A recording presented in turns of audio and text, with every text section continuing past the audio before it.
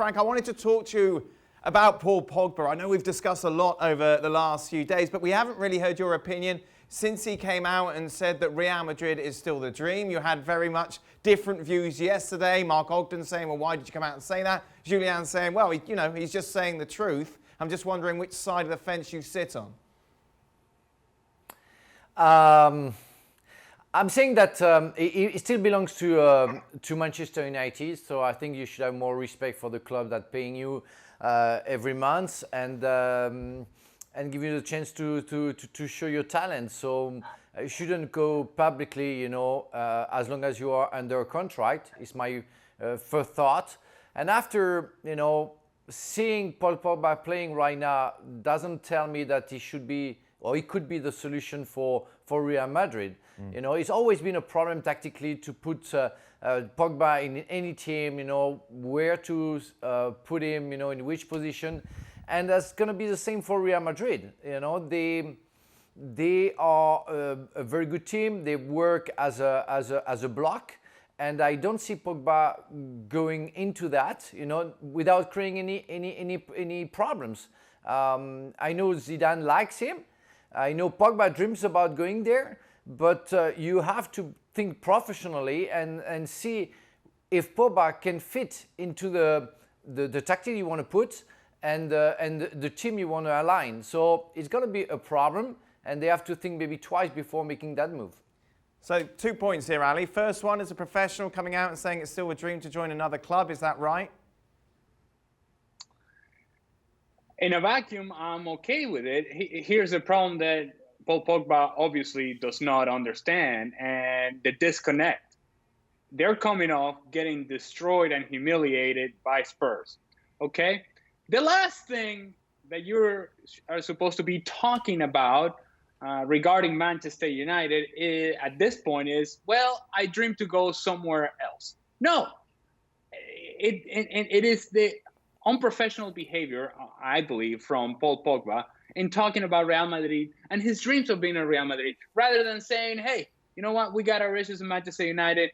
I'm part of those issues, but I myself, I'm going to make sure that I'm better, and we're going to be better, and then we're going to go back to being the team that we think we should be. That should be the conversation, and that's it. Sometimes these guys go off with national teams and they think like internet doesn't exist, reports do not exist, that because you're with a national team, you can say whatever you want, whenever you want to, nobody's going to listen to you. The truth of the matter is that if you're Paul Pogba, you cannot be talking about Real Madrid because of what's going on at Manchester United and because your individual performances with Manchester United haven't been all that great. So when Spurs are running circles around you, even before the red card, and you're just kind of giving it the slow jog around the midfield, and you're not really giving it the work that it is required in order for Manchester United to be competitive, then you come out and say, hey, I dream of going to Real Madrid. Then every Manchester United fan is going to be saying, yeah, of course you do, because you sure as heck aren't playing for us. You sure as heck aren't giving us the effort that we need and we require from you, you and the rest of the guys, and you're part of the problem. Paul Pogba doesn't understand that, and clearly there's a disconnect, and he has no idea that this noise is going on around him. Maybe these players have become so insulated that he just doesn't care. He's just going to say whatever he wants, whenever he wants to, regardless of what the feelings may be of the fans that watch this guy play. And picking up on Frank's point, Ali, you've been very much our Real Madrid correspondent. You look at their list of priorities at the moment, Paul Pogba isn't exactly at the top of it.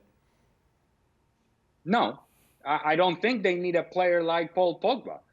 When you look at Real Madrid and the needs of this team and the wants of this team, yeah, it would be nice to get a younger player through the midfield. Sure, why not? But it is not the area of the field in which you, if I'm Real Madrid and making decisions for Real Madrid, in which I would suggest, you know what, this is where we need to strengthen our group. No.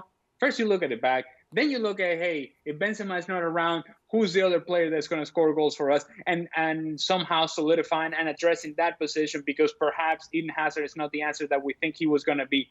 You look at those places first, and then you address the idea of somebody playing alongside Casemiro or Cruz or Modric. Even though those guys are getting older, there's still other options that Zidane can play with. Federico Valverde. I tell you, Paul Pogba would be surplus to requirement. Even though he's as talented a player as there is through the midfield, I don't think they need a player like him. Is he overrated, Frank? Well, he showed during the World Cup in 2018 that he can be a fantastic player and a soldier for the national team.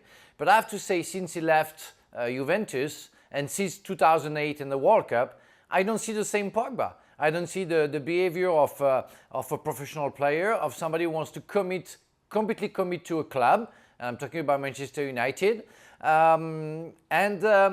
And as Ali said, you know, sometimes going out publicly and saying things that he shouldn't because he belongs to a club, because they've just been hammered by Spurs, and because you should be low profile where he says things that he shouldn't say right now. So I don't know if he's overrated. I mean, so many players are. He has the talent, but because if I were a coach, I wouldn't pick him because I don't know where to put him. Maybe for me, yes, I can say that he's overrated.